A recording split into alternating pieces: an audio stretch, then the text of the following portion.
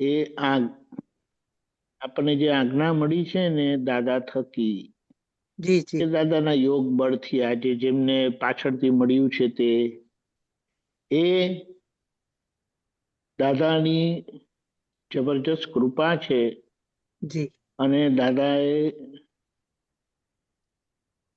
કુદરતની સામે જઈને આ આપેલી છે, કારણ કે જી જી આપવાની નથી હોતી. હમ જી આવી આજ્ઞા અપાતી નથી હોતી. એટલે આજ્ઞા આપનાર એ એમનો પુરુષાર્થ છે. આજ્ઞા જેમને મળી છે મહાત્માઓને, એ મહાત્માઓનો પુરુષાર્થ છે. હવે વ્યવસ્થિત પ્રમાણે જે કંઈ પણ થાય તેમાં આપણે કોઈ દખલ રહી નહીં ના આ જેટલું બોલીએ છે ને એને તમે પોતે સાંભળજો. હું પણ સાંભળું છું, તમારે સાંભળવાનું તમારી જાતને.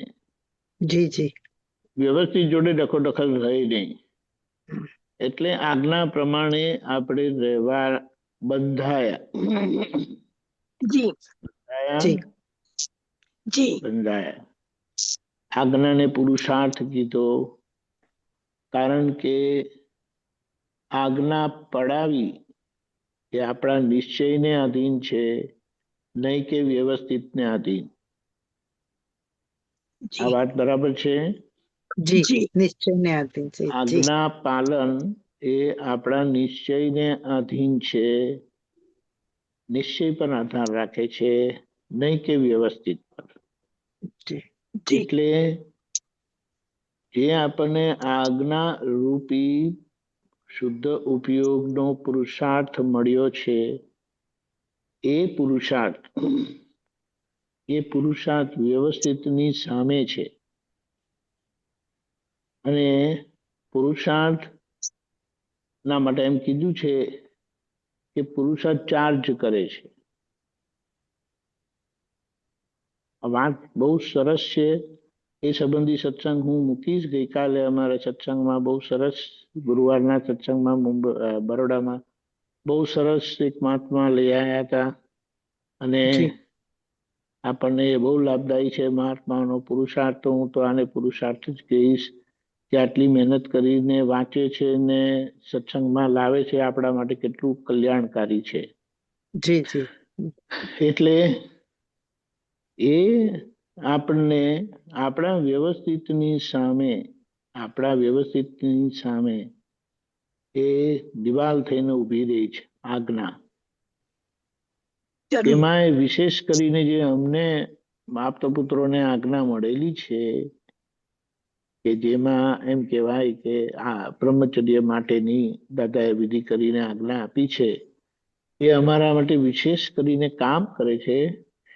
કે આજ્ઞા વ્યવસ્થિતની સામે દિવાલ ઊભી કરી દે છે. એટલે વ્યવસ્થિતમાં હોય જેવું તો એને થવા ના દે. આ વિચારવાની વાત છે. એટલે આપણાથી સિદ્ધાંતિક રીતે આ જેટલું મારું છટકી જાય છે, મારાથી આમ બોલાઈ જાય છે, મારાથી આમ થઈ જાય છે, એ બધા બહાના કહેવાય. હવે આજ્ઞામાં દાદાએ બ્રહ્મચર્ય મૂકેલું જ છે, જી જી પણ એ સમજાતું નથી. એટલે દાદા છૂટ આપી સંસારી મહાત્માઓને. બાકી એમાં એ મૂકેલું જ છે કે બંનેને તાવ ચડે ત્યારે એ દવા પીજો એમ કરીને. પણ મુદ્દો શું છે કે આજે આપણને અહીંયા વાત કહી છે ને, દરેક જોડે એડજસ્ટમેન્ટ થાય એ જ મોટામાં મોટો ધર્મ. આપણને આજ્ઞા ધર્મ મળેલું છે, જે મૂળ પુરુષાર્થ છે. જે પુરુષાર્થની સામે વ્યવસ્થિતની કોઈ હસ્તી રહેતી નથી. વ્યવસ્થિત ગમે તેવું હોય, નોટ ગમે તેવું હોય, એની સામે આપણે આ અક્રમ વિજ્ઞાનના દાદાની કૃપાથી પ્રાપ્ત થયેલી આજ્ઞા થકી આપણે પુરુષાર્થ કરીને રહી શકીએ છીએ. હવે અહીંયા જે રહેતા નથી તે આજ્ઞા નો ભંગ છે એ પુરુષાર્થની કચાશ છે. બાકી આજ્ઞારૂપી પુરુષાર્થ જે આપણને મળેલો છે તે ગમે તેવા વ્યવસ્થિતની સામે આપણને શુદ્ધાત્મા સ્વરૂપ રાખી શકે છે, રહી શકે છે, જીવી શકીએ છે. જી બોલો. જી પણ આજે મન વાણી કાયની એકતા નથી એટલે એમાં થોડી કચાશ રહે છે. એનો વાંધો નથી રાખ્યો, એની પાછળ આપણને પ્રતિક્રમણ આપ્યું છે. અને આજ્ઞા પણ કેવી રીતે આપી છે કે એ આપણને પુણ્યાનુબંધી પુણ્યનું ચાર્જ કરે છે, જેના થકી આપણે સર્વજ્ઞ પુરુષ એટલે ત્યાં તીર્થંકર ભગવાન છે મહાવિદ્ય ક્ષેત્રમાં, ત્યાં આપણને લઈ જાય છે. જી એટલે જગતના લોકોને જે ચાર્જ થાય છે એ સંસારનું ચાર્જ થાય છે, એ ખાલી પુણ્ય છે. ત્યારે મહાત્માઓને જે ચાર્જ થાય છે તે પુણ્યાનુબંધી પુણ્ય નું ચાર્જ થાય છે. એટલે પ્રતિષ્ઠિત આત્મા એવો તૈયાર થાય છે.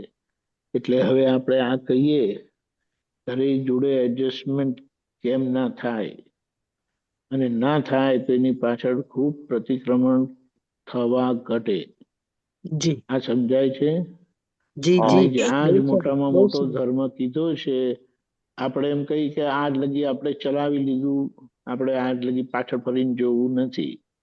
પણ હવે એવી ભૂલ આપણે કરવી નથી, કારણ કે દાદાની આજ્ઞા એ ગમે તેવા વ્યવસ્થિતની સામે આડી દિવાલ છે. એનો જી મતલબ જી શું થયો? એનો મતલબ શું થયો કે ગમે તેવું વ્યવસ્થિત, ગમે તેટલું ભારે ચીકણું વ્યવસ્થિત હોય, પણ એની સામે આપણો નિશ્ચય આજ્ઞામાં રહેવાનો, અને એ નિશ્ચય એ જ પુરુષાર્થ છે. તો ત્યાં એ વ્યવસ્થિત કોઈ જોર ચાલી શકે એમ નથી. અને તેમ છતાં બધું થયા છતાં જો કંઈક ભૂલ થઈ ગઈ તો આપણે કીધું કે પ્રતિક્રમણ નામધારી પાસે કરાવજો. એટલે જી જી આપણું કામ નિશ્ચય દ્રષ્ટિથી જોવાનું છે. વ્યવહાર દ્રષ્ટિની થર્મામીટરથી ઉકલતો વ્યવહાર જે વ્યવસ્થિત તાબે છે, એ વ્યવસ્થિત તાબે ઉકલતા વ્યવહારને આપણે વ્યવહાર દ્રષ્ટિના માપથી તપાસી લેવાનો છે, જોઈ લેવાનો છે. અને જ્યાં એ વ્યવહાર દ્રષ્ટિની મર્યાદામાં નથી આવતો, એ વ્યવહારના પ્રતિક્રમણ નામધારી પાસે કરાવીએ છીએ. જી એટલે આ રીતે જે આખો આપણો નિશ્ચય જે ફાઇલના સંભાવ્ય નિકાલનો છે, અને જ્યાં નિકાલ નથી થતો ત્યાં, અને એમાં જે સામાન્ય કંઈ દુઃખ થઈ જાય છે વાણી વ્યવહારથી, તો આપણે એના નામધારી પાસે પ્રતિક્રમણ કરાવીએ છીએ. એટલે એટલો સ્પષ્ટ, સીધો, સરળ અને ગમે તેવા ભારી કર્મને પહોંચી વળે એવો આજ્ઞા ધર્મરૂપી પુરુષાર્થ આપણને મળ્યો છે. એવો અક્રમ પુરુષાર્થથી આપણે જીવી જઈએ તો પછી આ એડજસ્ટમેન્ટની વાતનો પ્રશ્ન ક્યારે આવશે જ નહીં. એડજસ્ટમેન્ટની સામે એક્સેપ્ટન્સ છે. જી એટલે વ્યવસ્થિતની આજ્ઞા સાથે આપણે આખી આજ્ઞાથી જીવી જઈએ છીએ. જય બહુ સરસ. સચ્ચિદાનંદ. જય જય સચ્ચિદાનંદ સચ્ચિદાનંદ. દીપકજી. બહુ સરસ, બહુ સરસ, અદ્ભુત. જય સચ્ચિદાનંદ. જય સચ્ચિદાનંદ. જય સચ્ચિદાનંદ. Hardik bhai will start now.